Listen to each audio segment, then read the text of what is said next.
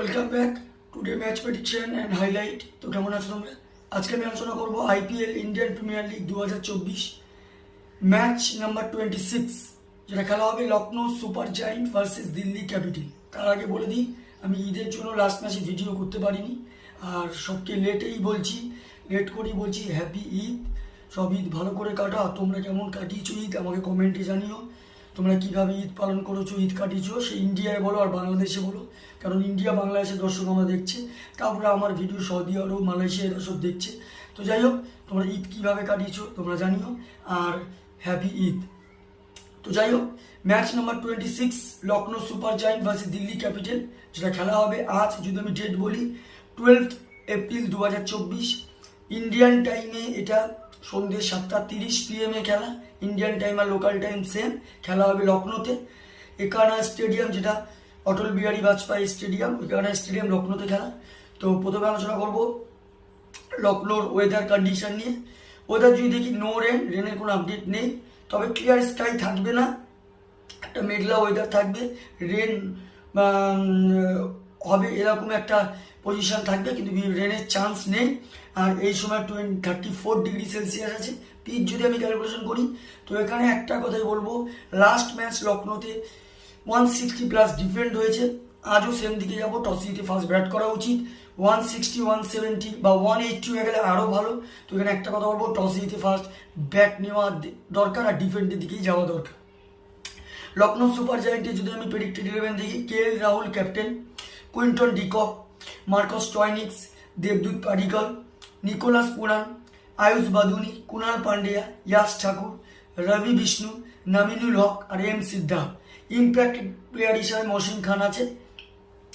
দিল্লি ক্যাপিটালসে যদি আমি প্রেডিক্টেড 11 দেখি, ডেভিড ওয়ার্নার, পৃথ্বী শ, ঋষভ পান্ত, ক্রিস্টান স্টাফ, অভিষেক পোরে, ললিত যাদব, অক্ষর প্যাটেল, জয় রিচার্ডসন, ঈশান্ত শর্মা, খালিল আহমেদ, রাশিক ধর আর সুমিত কুমারের মধ্যে একজন খেলবে। আর ইম্প্যাক্ট প্লেয়ার হিসেবে জ্যাক ফ্রেসার ম্যাকগ্রাথ খেলবে। তো যাই হোক, দুটো টিমের আমি প্রেডিক্টেড 11 বলে দিলাম। লাস্ট ম্যাচ যদি দেখি, Lucknow super giant last match win হয়ে আছে গুজরাট টাইটানের কাছে। লখনৌ সুপার জায়েন্টের হয়ে লাস্ট ম্যাচ সব থেকে হাই স্কোর করে মার্কস স্টয়নিস, 58 রান। আর যদি বোলিং পারফর্ম দেখি, সব থেকে উইকেট টেকার ইকোনমিক বল করে ইয়াশ ঠাকুর, 30 রান দিয়ে 5 উইকেট নেয়। দিল্লি ক্যাপিটাল যদি লাস্ট ম্যাচ দেখি, Delhi capital last match Mumbai ইন্ডিয়ান্সের কাছে লস্ট হয়ে আছে। দিল্লি ক্যাপিটালের হয়ে লাস্ট ম্যাচ সব থেকে হাই স্কোর করে ইস্টার্ন স্টাফ, 71 রান নট আউট। আর যদি বোলিং পারফর্ম দেখি, সব থেকে উইকেট টেকার বল করে, রান কস্টলি খায় ন্যান্ডিক নর্চে, 65 রান খায়, 4 ওভার বল করে 2 উইকেট নেয়। তো যাই হোক, Lucknow super giant versus Delhi capital, দুটো টিম যদি পার্সেন্টেজ ক্যালকুলেশন করা হয় 50-50 বলবো।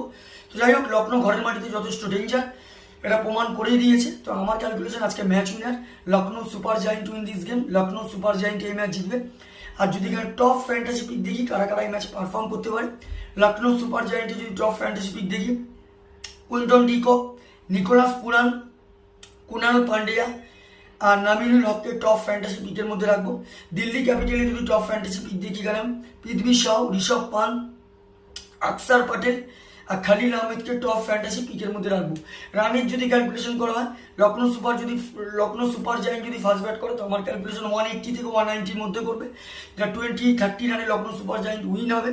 আর যদি দিল্লি ক্যাপিটাল ফার্স্ট ব্যাট করে, তো আমার ক্যালকুলেশন দিল্লি ক্যাপিটাল 160-170-র মধ্যে রেস্টিক হবে, যেটা 3 উইকেট কি 4 উইকেটে লখনৌ সুপার জায়েন্ট উইন হবে। তো ভিডিওটি ভালো লাগলে লাইক করো, শেয়ার করো, কমেন্ট করো আর সাবস্ক্রাইব করো। বাই।